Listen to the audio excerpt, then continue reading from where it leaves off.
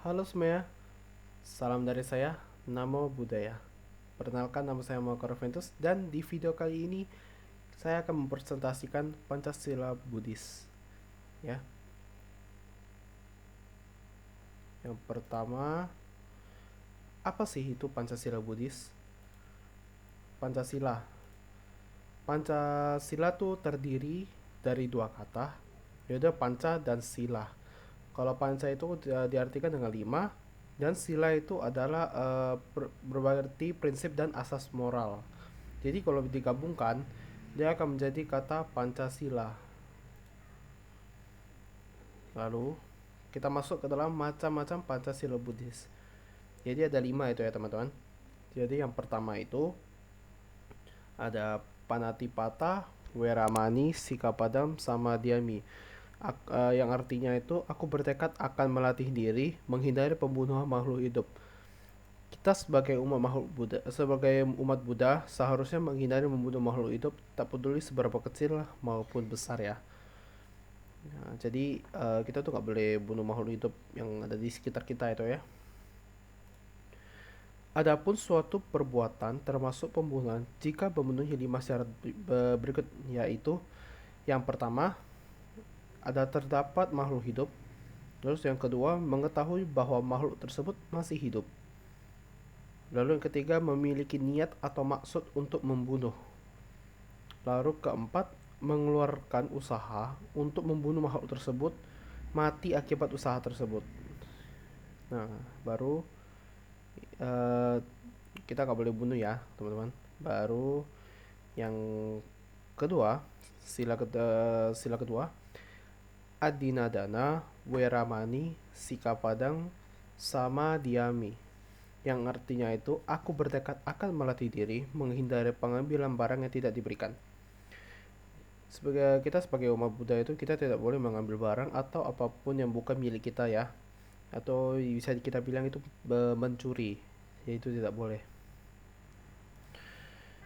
Adapun perbuatan dihitung sebagai pencurian jika terdapat 5 faktor berikut. Yang pertama ada terdapat suatu barang milik orang lain. Lalu yang kedua itu mengetahui bahwa barang tersebut milik orang lain. Lalu memiliki niat atau maksud untuk mengambilnya. Terus mengeluarkan usaha untuk mengambilnya. Lalu yang terakhir kelima itu adalah berhasil mengambil barang milik orang lain berkat usaha tersebut. Ya, jadi kita tak boleh mencuri ini, oke?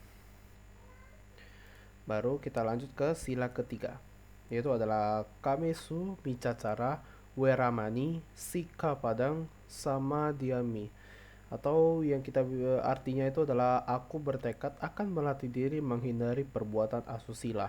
Nah, ini harus dihindari ya teman-teman. Hal yang penting dalam agama Buddha adalah menahan diri. Oleh karena itu kita harus baik-baik menjaga perilaku agar tidak melanggar sila ketiga ini. Perbuatan asusila itu ada macam-macam ya, ada berzina, berselingkuh, pemerkosaan dan lain-lain. Ya intinya yang bersifat asusila itu tidak boleh ya. Baru kita lanjut. Suatu tindakan asusila terjadi terdapat faktor-faktor berikut. Yang pertama ada orang yang tidak pantas disetubuhi. Lalu kedua, memiliki niat atau maksud untuk menyetubuhi orang tersebut.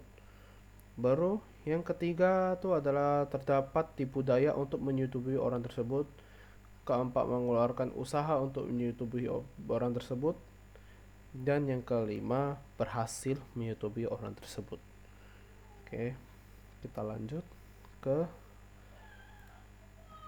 sila yang keempat, musawada weramani sikapadang sama diami, atau artinya itu aku bertekad akan melatih diri menghindari ucapan yang tidak benar.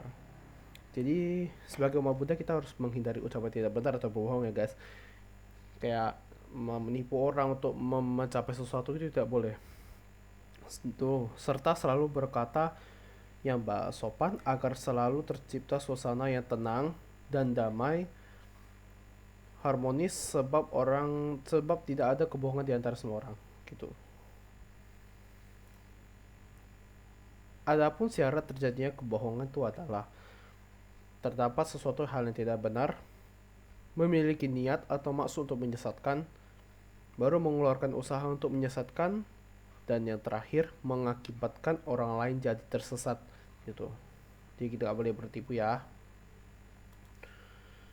Baru ini sila yang kelima atau yang terakhir, Surameraya Maja Pamadatana Weramani Sikapadang Sama Diami, atau yang artinya itu adalah aku bertekad akan melatih diri menghindari segala minuman keras yang dapat menyebabkan kelemahan kesadaran.